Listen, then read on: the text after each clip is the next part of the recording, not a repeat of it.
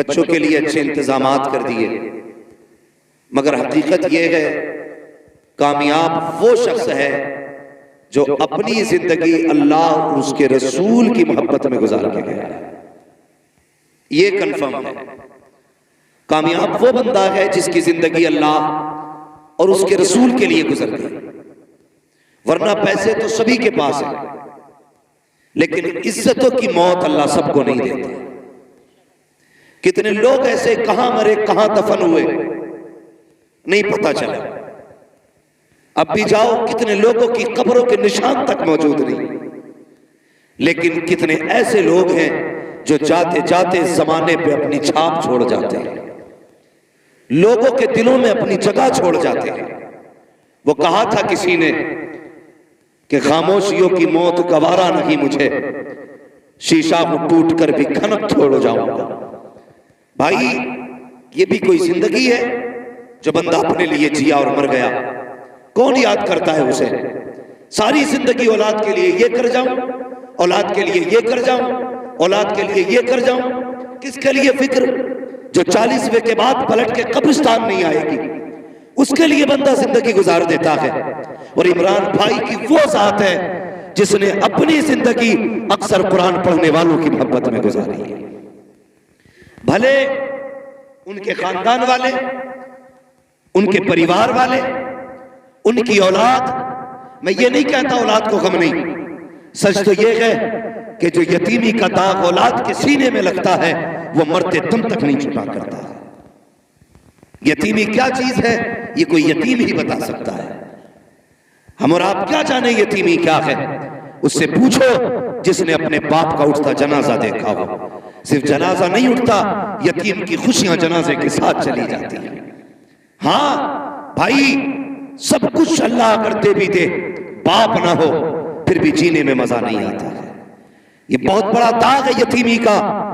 मैं दावे के साथ कहता हूं, जिसके आंगन में हर शय हो, जिसके इशारे पे सारी चीजें हाजिर हो, अगर बाप ना हो फिर भी उसकी जिंदगी में अकेलापन रहा करता है। बंदा अगर छप्पर में रहता हो, चटनी से खाता हो, कुछ भी ना हो, सीने से लगाने वाला बाप हो, खुदा की कसम वो तन्हाइयों में भी महफिलों के मजे लिया करता है। ये एक बाप की शफकत है और बाप का साया है। मैं ये नहीं कह सकता इमरान भाई के बच्चों का दर्द क्या है। हाँ, मैं ये नहीं जानता उनका एहसास क्या उनके दिल पे भी गुजरती होगी, ये तो सिर्फ वही जानते हैं। अलबत्ता मैं इतना जानता हूँ, कभी भी ख्याल करना किसी यतीम का दिल न दुखाना, किसी गरीब को तकलीफ न देना, बिन बाप के बच्चे के सर पे हाथ रख देना। खुदा तौफीक दे तो किसी की मोहब्बतों का सबब बन जाना, किसी के आंसू का सबब न बनना। हमने यहाँ तक देखा है, और यार कितने भी दौलत वाले क्यों ना हो, अगर बाप का जनाजा उठा है, बेटियों को पीछे दौड़ते देखा है, यहां तक कहती है हमारे बाप को कहां लेके जा रहे हो, हमें भी साथ लेके चलो। पता ये चला बेटियों को सुकून दौलत से नहीं आता है, बाप की शफकत से बेटियों को सुकून मिला करता है। ये एक बाप है होता है। मैं ये नहीं कहता कि बेटों पे क्या गुजरी है कि नहीं गुजरी है, लेकिन याद रखिएगा वक्त एक ऐसा मरहम है जो गुजरते गुजरते हर जख्म का इलाज कर जाता है। हाँ, हम अपने बुजुर्गों को देखें जो हमसे पहले चले गए, वो क्या लेके आए थे? जमीन लाए थे वो मां के पेट से। बोले, आप भी बोले पीछे वाले, जमीन लेके पैदा हुआ कोई, पैसा लेके कोई लेके जाएगा। अगर शक हो तो जाके अब्बा की कब्र पे पूछना अपने, क्या लेके गए थे, क्या लेके आए। जवाब आएगा, खाली हाथ आए थे और खाली हाथ गए। इतना फर्क हुआ है, जब दुनिया में आए थे तो मुट्ठी बंद थी, जब दुनिया से गए तो वो भी खुल चुकी थी। ये शक भी खत्म हो चुका था कि हाथों में कुछ नहीं, सबको ऐसे ही चले जाना था। जिंदगी ये नहीं कि अमीर कैसे बने, जिंदगी ये बेहतर नहीं करोड़पति कैसे बने। जिंदगी ये बेहतर है कि हम अपने से ज्यादा दूसरों का ख्याल करें। असल जिंदगी ये है, अपनों से ज्यादा दूसरों का ख्याल करना, ये असल जिंदगी है। कई बार लोग कहते हैं नहीं जी उसके पास इतना, वो कुछ नहीं कर रहा, मेरे पास तो है नहीं, मैं क्या कर सकता हूं। अगर तेरे पास कुछ नहीं है ना, तो फिर रात को तू मुसल्ला बिछा दे और हाथ उठा अपने रब के आगे कि मालिक या तो मुझे दे दे ताकि मैं उस पर लटा सकूं, या उस परेशान की परेशानी दूर फरमा दे। अगर आप पैसा नहीं दे सकते, दुआ तो दे सकते हो ना, दे सकते हो ना। अगर खाली हाथ भी हो तो दुआएं दे दो। ये आदत भाई इमरान साहब में थी, इमरान साहब में थी। ये चंद बातें मुझे जो बताई हैं, हजरत ने बताई, क्या उनकी आदत थी। मैंने उनको नहीं जाना, मेरी मुलाकात उनसे नहीं हुई, लेकिन उनकी बातों से लग रहा है वो कब्र में अकेले नहीं है, वहां कब्र में खुदा की रहमतें भी हैं, मुस्तफा की शफाअतें भी साथ में।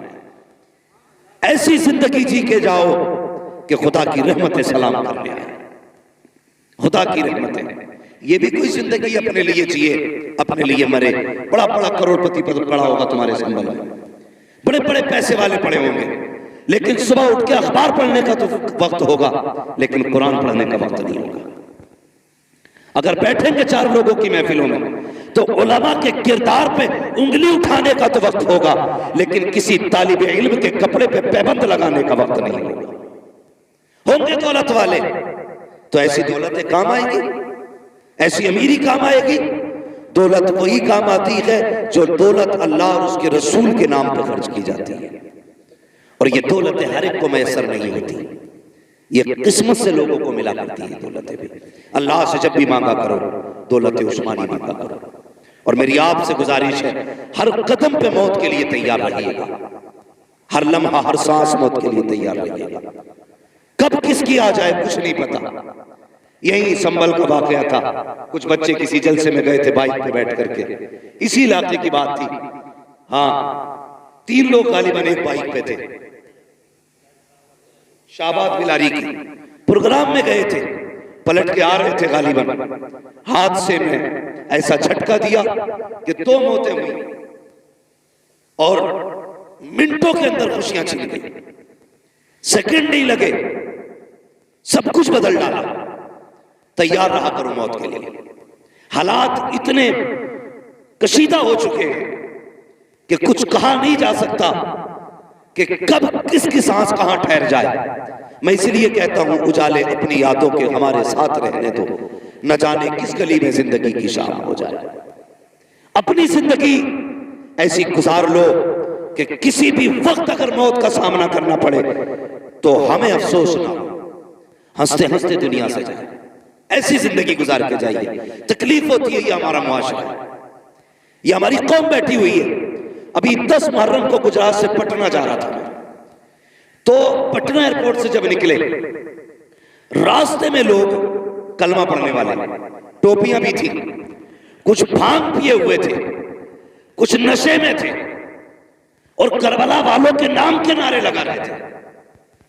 शर्म आती है। डॉक्टर इकबाल ने क्या कहा था, यूं तो सैयद भी हो, मिर्जा भी हो, अफगान भी हो, तुम सभी कुछ हो बताओ कि मुसलमान भी।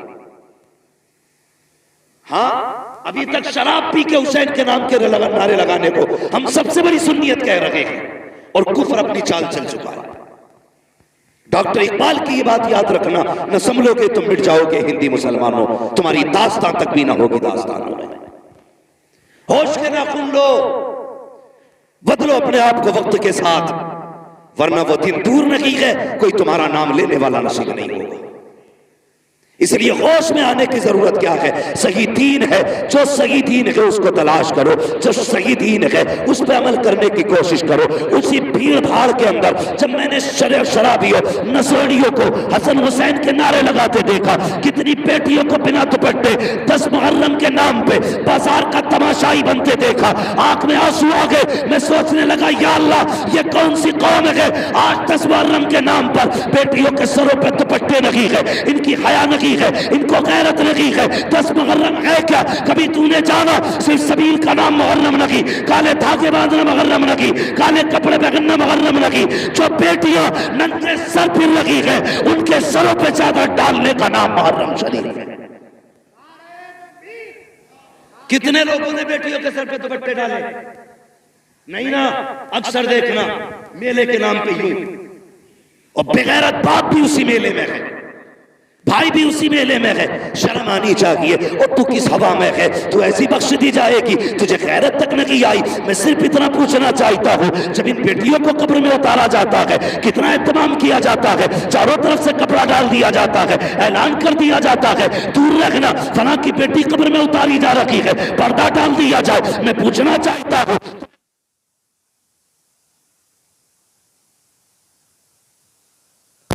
आया जब तमाशे बन रखी थी बाजारों के, तब तुझे पर्दा याद क्यों नहीं आया? इससे पहले कि मरने के बाद तेरे सर पे चादर डाली जाए, इस्लाम की शहजादी जीते जी अपने ऊपर चादर डाल दे, ताकि जब तू मरे कोई ये ना कहे बेगैरत का जनाजा है, जो भी देखे ये कहे गैरतदार बेटी का जनाजा। सुभान अल्लाह, सुभान अल्लाह। हालात बेहतर करो और मुसलमान हो तो मुसलमान बनो, इस्लामी सांचे में जिंदगी गुजारो। हाँ, मरने के बाद तो सब डालेंगे पर्दा, मजा तब है जब जीते जी पर्दा पड़ जाए, जीते जी जब पर्दा बंदे पे आ जाए, उससे बेहतर जिंदगी नहीं है। हालात आप देख ही रहे, इतनी बेरारवी है समाज में, इतनी बेरारवी की कहा नहीं जा सकता। मजहबी दिनों के नाम पे भी तमाशे हो गए। कभी समझा है करबला को? अभी सीने भी पीटे होंगे, घुंघरू भी बांधे होंगे, कुछ लोग नंगे पैर भी तोड़े होंगे और सोचते होंगे हम हुसैनी हो गए। मैं ये नहीं कहूंगा तुम क्या कर रहे हो, खुद सोचो। खुदा ने तुम्हें अक्ल सलीम दी है, घास नहीं खाते हो, रोटी खाते हो, ये तुम भी जानते हो कि क्या करना चाहिए। पढ़ा कभी तूने करबला में? खुदा की कसम तारीख पढ़ो करबला की। अली के घर की बेटियां, जबकि पूरा घर शहीद हो चुका था, पर्दा नहीं छोड़ा था। तू 10 मुहर्रम के सबील के नाम पे मेले में उतर आई, उनके अकबर का गला कटा, पर्दा नहीं छोड़ा। असगर के तीर लगा, पर्दा नहीं छोड़ा। इमाम अली मकाम के गले पे खंजर चला, ज़ैनब बाहर नहीं निकली। आज बता 10 मुहर्रम के नाम पे कौन सा तमाशा नहीं हुआ है? और इतनी गुजारिश आपसे भी है, ये देखो मेरे हाथ जुड़े, तुम सबील के नाम पे 10 दिन लंगर चलाते हो। कहता जी 10 दिन से लंगर चल रहा है, और जब तहकीक करो पता चला दुनिया खा के जा रही है, सगे बाप के लिए इसने एक लुकमा नहीं दिया लंगर में से। ये हुसैनियत है। 10 दिन कुत्ते चमार चूहे सब खा के जाए, और सगे बाप के लिए एक गिलास तू शरबत नहीं दे सकता। ऐसे सबील को हुसैन कबूल करेंगे? सोचना चाहिए, ख्याल करो, लकीर के फकीर ना बनो। मत खिला 100 लोगों को लंगर, टाइम से बाप को 2 वक्त की रोटी खिला दे। मत दे 36 लोगों के अंदर शरबत बांटने को, पहली आवाज पे मां को पानी पिला दिया कर, पहली आवाज पे बाप को पानी पिला दिया कर। खुदा की कसम, माँ बाप होते हैं, इनके रिश्ते दुनिया से जाने के बाद भी नहीं टूटा करता। तो हमने क्या किया? मैं एक जगह गया, उसने बुलाया हुजूर आइए, मैं चला गया भाई। उसने कहा हजरत देखिए ये मेरा तकरीबन 1-1.5 लाख का खर्च है 10 दिन में। अल्हम्दुलिल्लाह, डेग नहीं खत्म होती, एक बनती एक लगती है। वो उठ के गया, पड़ोसी ने आके कहा इससे ये तो पूछ लो हजरत, इसके घर पे सगी बहनें कब से नहीं आई है। थोड़ी देर के बाद फिर घूम के आया, हजरत बताइए कैसा लगा मेरा काम? मैंने उससे ये कहा कि भाई बहनें और भाई नजर नहीं आ रहे। उसने कहा जी वो नाराज है। मैंने कहा मना लिया होता। उसका जवाब क्या था जानते हो? उसने कहा छोड़ो, जितने किसी के हाथ पकड़ो उतने नखरे ऊंचे होते। ये जुमले हमारे। मैंने कहा बताना बात क्या हुई? उसने कहा बहन से इसलिए, बहन को इसलिए नहीं बुलाया कि बहनोई से मेरी नहीं बनती। यार बहनोई में तेरा ग्रुप नहीं है ब्लड का, लेकिन बहन की रगों में वही ग्रुप है जो तेरा ग्रुप है।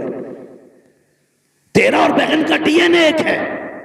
तू सगी बहन को छोड़ के दुनिया को लंगर खिला रहा है। तुझे क्या लगता है हुसैन की बहन राजी होगी? खुदा की कसम तारीख पर करबला की। हम सुन्नी हैं और शुक्र है बरेली वाले सुन्नी हैं। हम सीना पीट के अली अली नहीं करते, हम सीना खोल के अली अली करते हैं। ये याद रखिए। करबला पढ़िए आप करबला और समझिए करबला को, रिश्ते कैसे निभाए हैं करबला, रिश्ते कैसे निभाए। काफिला कैदी बनकर चला था, बोलो जब नमाज का वक्त होता था, अहले बैत अत्हार की शहजादियां कहती नमाज पढ़ रही है, तो यजीदी कुत्ते खुद तो शामियाने में बैठते थे, अली के घर की बेटियां नीले छत वाले आसमान के नीचे बैठा करती थी। और उनमें जो 64 औरतें चली थी, तकरीबन 20 औरतें तो सिर्फ रास्ते में शहीद हो गई थी। कोई इस गम में चली गई किसी का बेटा शहीद हुआ, कोई भाई के गम में चली गई, बड़ा दर्द था वहां पे। लेकिन कसम खुदा के कुर्बान जाओ अहले बैत के एक एक बच्ची की अजमत पे। जब असर के वक्त में एक जगह काफिला रुका, बहुत गौर से सुनना, मैं बता रहा हूं रिश्ते कैसे निभाए गए। असर के वक्त में काफिला रुका तो औरतें नमाज में मसरूफ हुई। हजरत सकीना कई दिन से नहीं सोई थी, थकन थी। मैं तो ये कहता हूं जिसका सबसे ज्यादा करबला में खर्च हुआ है उसी जात को सैयदा सकीना कहा जाता है। हाँ, सबसे कम उम्र में सबसे बड़ा खर्चा हजरत सकीना का। अगर इस मजमे में ना इतने बड़े मर्दों के बीच में किसी के आगे किसी का कटा हाथ फेंक दो ना, पूरी गली साफ होगी। हाथ बड़ी बात है, खाली उंगली काट के डाल दो, डर के मारे लोग भाग जाएंगे। उनका जिगर कैसा था, साथ में बाप का कटा सरने से पे था, लेकिन खुदा की कसम उन्होंने रब की तस्बीह नहीं छोड़ी थी। हां, तस्बीह नहीं छोड़ी थी। जब काफिला रुका, कई वक्त से हजरत सकीना सोई नहीं, मुसलसल सफर जागना, तो सोचा कहीं आराम करूं। कोई साया नहीं था, एक झाड़दार दरख्त के पास जाकर लेट गई। आंख लग गई, बचपन था, छोटी थी, थकी थी, गम था, भूख थी, कई चीजें जमा थी, लेटी आंख लग गई। काफिला आगे बढ़ गया। मगरिब की नमाज के लिए एक जगह काफिला रुका। फिर जब काफिले को आगे बढ़ने का हुक्म दिया गया, अल्लाह अकबर, तो जिस नेज़े पे मेरे इमाम का सर था वो नेज़ा आगे नहीं बढ़ा। हजरत सैयदा ज़ैनब ने कहा, ज़ैनुल आबिदीन जी फूफी का पता करो ये नेज़ा क्यों नहीं आगे बढ़ रहा, काफिला क्यों नहीं जा रहा है। आपने पता किया तो पता चला जिस नेज़े पे सरे हुसैन है वो नेज़ा नहीं उठ रहा है। आपने फूफी से कहा, लगता है करबला के मैदान से आने वाले मुसाफिरों में कोई मुसाफिर पीछे रह गया है। कहा किस लिए? का बाबा का सर आगे नहीं जा रहा है। हजरत ज़ैनब ने जब इतना सुना अपनी सवारी से नीचे उतरी और आवाज दी सबको, सबके नाम आए, जवाब आता रहा, लेकिन जब सकीना का नाम आया कोई जवाब नहीं आया। बेकरार हो गई हजरत सकीना के गम में, तलाश करने लगी कहां है सकीना। इसलिए कि सकीना वो है जो हुसैन के गले का तावीज है, सकीना वो है जो बाप के सीने पे सर रख के सोती थी। और यार अजीब रिश्ता होता है बाप बेटी के साथ। बाप परदेश चला जाता है, बेटियां रोया करती हैं, बाप आने में देर कर दे, बेटियां नाराज होया करती हैं। मगर मेरा हुसैन तो बेटी को आखिरी बार अलविदा कह के गया था। बेटी जानती है सामने बाप का सर कटा है, पता सकीना के जिगर पे क्या गुजरी होगी। लेकिन वो साबिर लोग हैं, शाकिर लोग हैं, उन्होंने कपड़े नहीं फाड़े, बाल नहीं नोचे, सरों पे मिट्टी नहीं डाली थी। कहते थे यार अब जिसमें तू राजी है उसमें तेरे नबी के घर वाले राजी रहते। पढ़ो कभी करबला, लेटी झाड़ी के नीचे आंख लग गई, हजरत ज़ैनब पीछे दौड़ी, तलाश करती रही, अंधेरा हो गया, दौड़ते दौड़ते वहां आ गई जहां हजरत सकीना लेटी थी। तवज्जो है आप, समझ में आ रही है आपकी मेरी बात? कहां ही जहां पे हजरत सकीना लेटी हुई थी, करीब पहुंची तो किसी के बोलने की आवाज महसूस हुई। आप ठहर के सुनने लगे। जब ठहर के आपने सुना ना तो आपने देखा कोई खातून है जिसने हजरत सकीना को गोद में लिटा रखा है। मगर खुदा की कसम वो खातून भी कैसी, रात काली है मगर फिर भी चेहरे पे पर्दा है। जो बताना चाहता हूं, काली रात है, चेहरे पे पर्दा है। हजरत सकीना को गोद में लिटा रखा है। सैयदा ज़ैनब कहती करीब गई तो ऐसे बातें कर रही थी जैसे बच्चे अपनी दादी से कहानियां सुना करते हैं। कहते लेकिन मंजर उल्टा था। हमारे घर पे बच्चे दादी से कहानी सुनते हैं, लेकिन वो बुजुर्ग खातून इस बच्ची से कहानी सुन रही थी। वो सवाल क्या था? अल्लाह अकबर, करीब गई। वो खातून कह रही थी, बेटी क्या नाम है? कहा मेरा नाम सकीना है। कहाँ की रहने वाली हो? हजरत सकीना ने कहा था, अब तक मदीने वाले कहे जाते थे, आज के बाद करबला वाले कहे जाते रहेंगे। क्या बात है बेटी?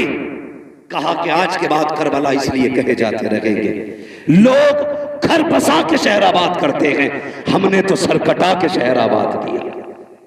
क्या कह रही हो? कहा हमने दीन बचाया है नाना का। क्या कीमत दी है? कहा अकबर दिया, असगर दिया, कासिम दिया, अब्बास दिए, हमने अपने 72 दिए हैं दीन के बदले में।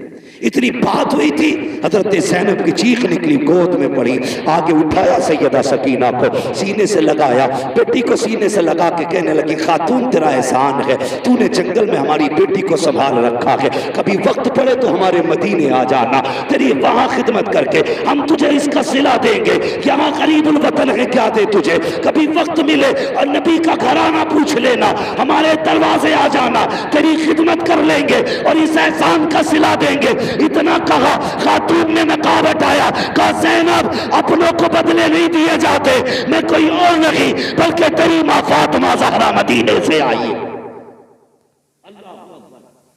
आप यहां कहने लगी। जब बेटी सकीना उठी और इसने देखा काफिला नहीं था, ये रोई, कहा इसकी मैं रोने को बर्दाश्त न कर सकी, मैं जन्नतुल बकी से उठ के आ गया। अल्लाह अकबर। ये इन रिश्तों की कदर किया करो। खुदा की कसम, पूरी तारीख करबला की आप पढ़ो, इसमें हर कदम पे एक पैगाम, हर कदम पे एक पैगाम। और आखिरी बात करने लगा, बहुत गौर से सुने, करबला का सबसे बड़ा पैगाम यह है कि कुछ भी हो जाए शरीयत नहीं छोड़नी। समझ गए मेरी बात? कुछ भी हो जाए शरीयत, शरीयत, आप भी बोले शरीयत, ये पीछे वाले बोले शरीयत, नहीं छोड़नी है। याद रखिएगा, जिंदा हो जाते हैं जो मरते हैं रब के नाम पर। अल्लाह अल्लाह मौत को किसने मसीहा कर दिया? आंखों से नहीं देखा? जिनके नहरे फुरात पे पहरे थे, आज उनके करबला में अते पते नहीं मिलते हैं। जिनके सर काटे गए, आज भी करबला में उनकी हुकूमत के झंडे लहरा रहे हैं। ये मत समझना जो कट जाते हैं वो मिट जाते हैं, जो मार दिए जाते हैं खत्म हो जाते हैं। नहीं, कौन रहेगा ये फैसला रब करेगा, कौन नहीं रहेगा ये फैसला भी रब करेगा। देखो, करबला में मरने वाले, शहीद होने वाले आज भी हैं, और जिन्होंने मारा था उनका पता तक नहीं मिल रहा, पता तक नहीं मिल रहा। मगर याद रखिएगा, कभी समझे, अल्लाह अकबर, 10 मुहर्रम के नाम पे तेरी बेटी बेगैरती करेगी, तुझे सैयदा फातिमा के आगे खड़े होकर हिसाब देना पड़ेगा। मैं नहीं कहता तुम्हारी बेटी का हिसाब मौलाना राहत नहीं देंगे, मौलाना अशफाक नहीं देंगे, ये उलमा तुम्हारी बेटियों का हिसाब नहीं देंगे, तुम दोगे। तुम सैयदा फातिमा कलाई पकड़ के पूछेंगी, बता मेरे बाबा की शरीयत इतनी मुश्किल थी कि तुझसे चंद ग्राम का दुपट्टा सर पे न रखा गया? क्या जवाब दोगे? सोचो तो सही। कोई जवाब नहीं है तुम्हारे पास, और किसी के पास नहीं होगा, किसी के पास नहीं होगा। जिंदगी ऐसी गुजार के जा, अगर सैयदा आए, अगर कुछ पेश ना भी कर सके तो कम से कम उनके आगे शर्मिंदा ना होना पड़े, शर्मिंदा ना होना पड़े। एक रिवायत मिलती है किताब में, अहले बैत अताहर की चादरें खींची गई, छीनी गई, है किताब में, लेकिन मेरा इश्क कबूल नहीं। मैं अपनी बात करता, मेरा इश्क कबूल नहीं करता। क्यों? इसलिए कि हजरत राबिया बसरिया बेटी नहीं है हुजूर की, हुजूर की बेटी की कनीज है, गुलाम है उनके दर की। सो रही रात में चोर आ गया, उसने चादर खींचने के लिए हाथ बढ़ाया। आज तो पैसे की चोरी होती है, उस वक्त कफन तक लोग चुराते थे। हाँ, आज तो 10-5 हजार उल्टा चोर चुराने के लिए खर्च कर लेता, 10-5 खर्च करके 10-5 लाख चुरा लेता है ना, चुग्गा डालना जैसे कहते हैं। तो ये सिस्टम आज होता है, लेकिन पहले कपड़ा ही मिल गया बड़ी बात। राबिया बसरिया सो रही, चोराया, हाथ बढ़ाया, आंखों के आगे अंधेरा, डर के छोड़ दिया, फिर हाथ बढ़ाया, फिर छोड़ दिया, 3 बार किया, चौथी बार हाथ बढ़ाना चाहता था, आवाज आई, नादान देख नहीं रहा, राबिया बसरिया सो रही है मगर इसका खुदा जाग रहा है, खुदा जाग रहा है, कोई चादर नहीं छीन सकता। ओ भाई मुझे बता, अगर राबिया की चादर रब नहीं छीनने देता तो अली की बेटी की चादर कैसे छीनने दे सकता? जबकि उनकी इज्जत और उनकी तहारत की हिफाजत का जिम्मा मेरे रब ने लिया। हाँ, खुदा की कसम, पढ़ो ना करबला को, जब यजीद के दरबार में हज़रत सकीना गई, कौन, कितनी उम्र थी? सारे बोले कितनी? हाँ बोल दो भाई, आप भी कितनी? 7 साल। कम से कम सुन्नियों को उनके बारे में तो पता रहता ही है सभी को। अब मुझे डाउट हो रहा थोड़ा सा, कितनी उम्र थी? आगे वाले बोले 7 साल। 7 भी है, 4.25 साल भी है, अलग अलग तारीख है, ठीक है जी, 7 साल भी माने तो ये कोई इतनी बड़ी उम्र नहीं है जिसमें औरतें पैरों तक पर्दा लटका के चले। हमारे यहाँ बचपन ही तो है 7 साल। यजीद के दरबार में जब खड़ा किया गया, उस वक्त हजरत सकीना के गले में रस्सी थी। यजीद ने ये पूछा, कौन है ये? हजरत फिजा ने बोलना चाहा, उसने कहा तू चुप रहे, मुझे इससे पूछना है। जिद्दी जलील करना चाहता था वो। उसने फिर कहा, कौन है तू? हजरत सकीना की कोई आवाज नहीं निकली। कहा, ये बोलती क्यों नहीं? इमाम ज़ैनुल आबिदीन ने कहा, जालिम, ये बोले कैसे? इस बच्ची के गले में जो रस्सी है ना, इसका फंदा इतना टाइट है कि आवाज नहीं निकल पा रही। अगर बात करनी है इससे तो कम से कम रस्सी तो ढीली कर। एक ही यजीदी आगे रस्सी खोलने बढ़ा। सुनना प्यारे, तेरी बेटी बाजार में कहां कहां ना गई, कितने मर्दों से बाजू टकराए, कितनों के हाथ लगे, कितनों की नजरें पड़ी हैं। देख अपनी बेटी को, देख हुसैन की बेटी को। एक ही यजीदी गले का फंदा ढीला करने के लिए आगे बढ़ा, दौड़ लगाई, इमाम ज़ैनुल आबिदीन के कदमों से लिपट गई। उसने कहा, ये कैसी बच्ची है, अपने गले का फंदा ढीला नहीं करने देती। इमाम ज़ैनुल आबिदीन ने तड़प के कहा था, ओ जालिम, तू नहीं जानता, ये अली के घर की बेटी है, ये मर तो सकती है, किसी गैर का हाथ इसके बदन को लग जाए गवारा नहीं कर सकती। ये अली के घर की गैर है, उनके घर की बच्ची की ये हया है, और तेरी 18 साल की बिगड़ गई। हाँ, सिर्फ सबील पी लेना ये सुन्नियत नहीं है, खिचड़े खा लेना सुन्नियत नहीं है। तेरी बेटी देखने में कनीज़े फातिमा ज़हरा नजर आए, ये सबसे बड़ी सुन्नियत है। हाँ, 10 मुहर्रम आए तो काले कपड़े न पहन, धागे न लपेट, ढोल न लटका, जैसी पहली मुहर्रम का चांद नजर आए, तेरे घर से कुरान की तिलावत की आवाज आनी चाहिए। करेंगे इंशाअल्लाह ऐसा?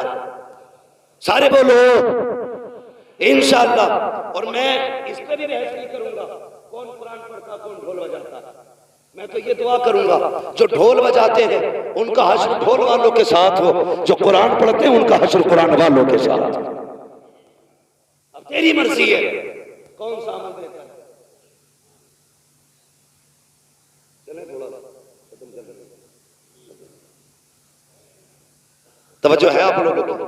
बातें कड़वी हैं, मेरी तकलीफ तबे यार को बेचैन करती है, सबब क्या है वही कहता हूं जो दिल पर गुजरती है। दिल दुखता है, मौत की तैयारी करो, मरने की तैयारी करो, इससे पहले कि कोई कहे अच्छा हुआ बेगैरती चली गई मोहल्ले की। ऐसी जिंदगी गुजार के जब लोग रो के कहे बड़ा अफसोस है, दीन का सुतून चला गया, दीन का मजबूत खंबा चला गया, दीनदारों का सहारा चला गया।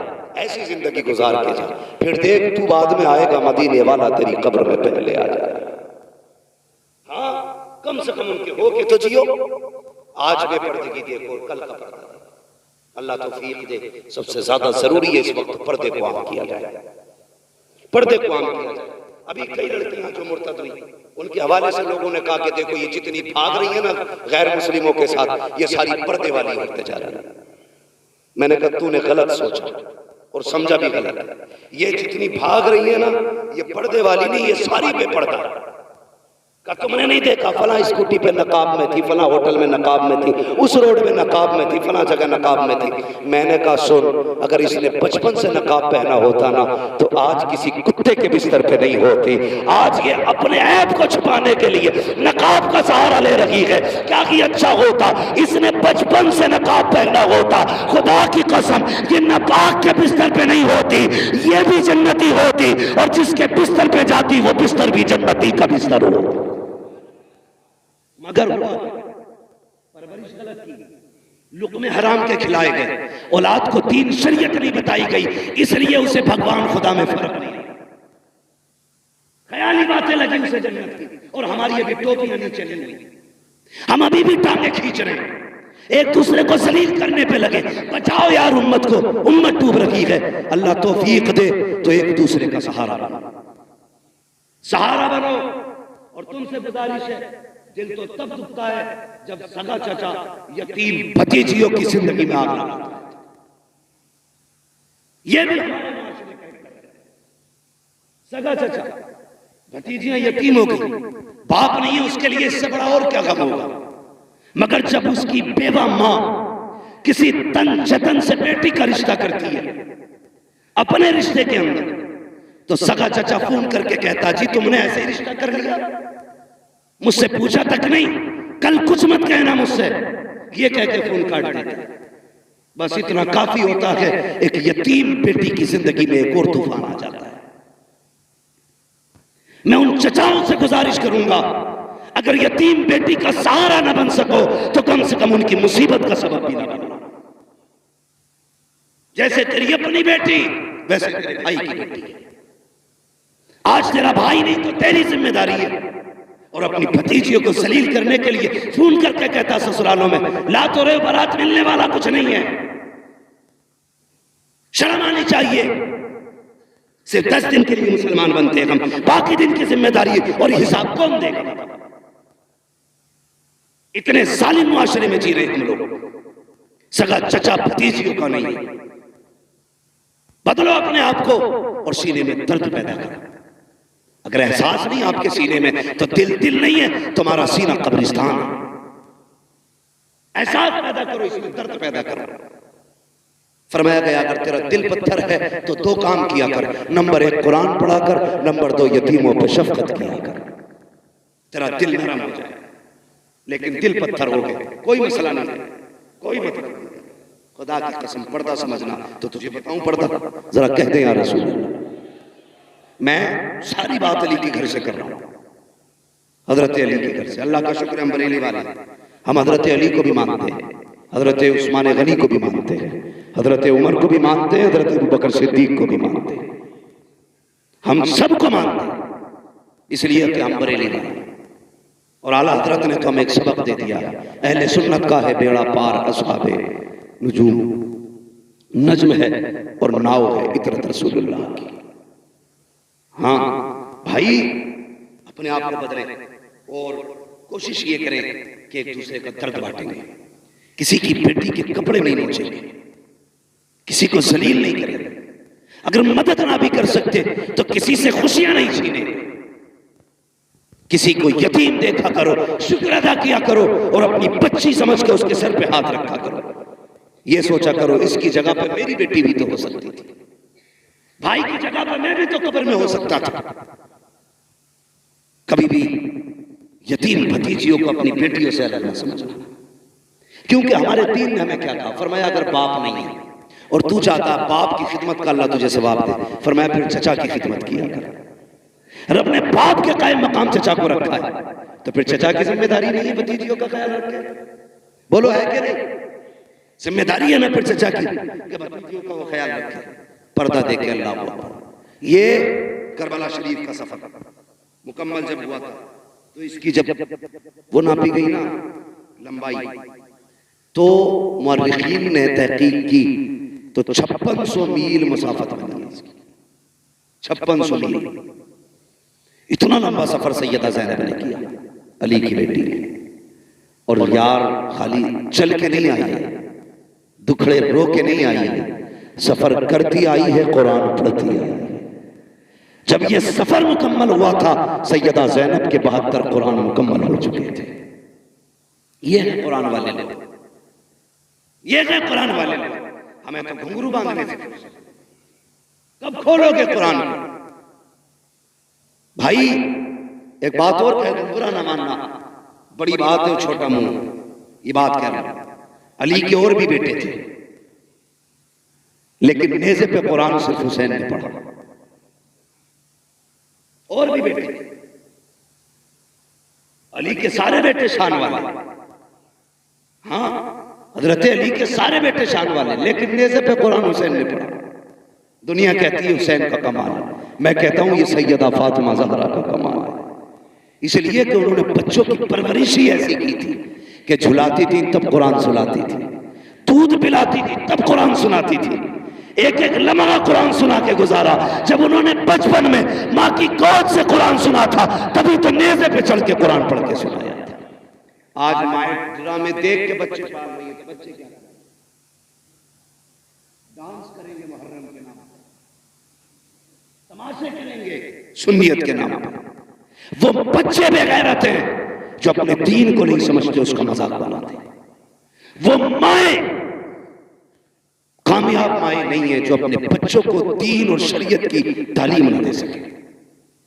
इसलिए मेरी गुजारिश है, अपने बच्चों को दीन सिखाएं। हजरत सैयदा ज़ैनब ने पूरा सफर किया, लेकिन बेपर्दा नहीं, पर्दे के साथ किया था, पर्दे के साथ किया था। आखिरी वक्त जब विसाल का आया, हजरत अब्दुल्लाह इब्न जाफर ने कहा था, ज़ैनब मैं जानता हूं नाना की शरीयत यह है कि औरत बीमार हो जाए तो तबीब को हाथ दिखा सकती है। हजरत सैयदा ज़ैनब ने क्या कहा था? कहा यह शरीयत है मुस्तफ़ा की, मुझे तस्लीम है, लेकिन एक सबक मैंने करबला में अपने भाई से भी सीखा था। कहा क्या? कहा था कि उनके गले पे खंजर चल रहा था, मैं पर्दे से देख रही थी, मेरा जी चाहता था कि आखिरी वक्त भाई का अक्सर मेरी गोद में हो, लेकिन हुसैन ने कहा था अगर मेरी लाश की बोटी बोटी भी हो जाए, ज़ैनब पर्दा नहीं छोड़ना। का एक शरीयत वो है जो तुम मुझे नाना की बता रहे हो, एक वो है जो हुसैन ने बताई है। कहा हम अली के घर वाले हैं, हम मर सकते हैं, लेकिन डॉक्टर को भी हाथ दिखाने नहीं जाए। अब पता तेरी मेरी बेटी का क्या मामला होना चाहिए, इसलिए पर्दे को लाज़िम करेंगे इंशाअल्लाह। अल्लाह ताला हमारे इनकी नस्ल को करबला वालों का सदका अता फरमाए, इमाम ज़ैनुल आबिदीन की खैरात अता फरमाए, मुस्तफ़ा जान रहमत की औलाद का सदका अता करे। याद रखिएगा, काम इतने अच्छे इमरान भाई कर गए हैं, कोई हाथ ना भी उठाए, उनकी कब्र में जन्नत की खिड़कियां खुली रहे। इसलिए कि कहीं असातिज़ा की तनख्वाहें, कहीं तलबा का इंतजाम, कहीं किसी पढ़ने वाले का इंतजाम, कहीं किसी मौलवी की मदद। कितने काम तो ऐसे थे जो पर्दों में होते थे, कोई नहीं जानता था, या तो इमरान जानता था या पैदा करने वाला खुदा जानता। कितने ऐसे काम कर गए हैं कि जब तक उन कामों का असर रहेगा, उनकी कब्र में जन्नत की ठंडी हवाएं आती रहेंगी। इतने उलमा का आ जाना यकीनन यह हमें बताता है वो शख्स जन्नती है, वो शख्स जन्नती है। वरना इतने सारे उलमा, ऐसे ऐसे उलमा, खुदा की कसम जिनसे मुलाकात करने के लिए लोगों की जूतियां खिस जाती हैं, आज वो इस महफिल की जीनत खुद बने हैं। ये बता रहा है कि मोहम्मद से वफा तूने तो हम तेरे हैं, ये जहाँ चीज़ है क्या लोहो कलम तेरे हैं, वह अम्मा बिनिअमति रब्बिका फहद्दिस। वो लोग अपने रब की नेमतों का खूब खूब चर्चा करो, तज़किरा करो। ये ज़िंदगी अल्लाह की नेमत है, इसको सही से गुजारो, मौत के लिए तैयार रहिएगा। बच्चों हुए अगलात उनको माफ़ फरमाए रब्बे कायनात। ज़िंदगी ने दिया साथ, फिर होगी मुलाकात। सारे लोग कलमा शरीफ पढ़ लीजिए, ला इलाहा इल्लल्लाह मुहम्मदुर रसूलुल्लाह व मा अलैना इल्लल बलाग। अस्सलामु अलैकुम व रहमतुल्लाहि व बरकातहू।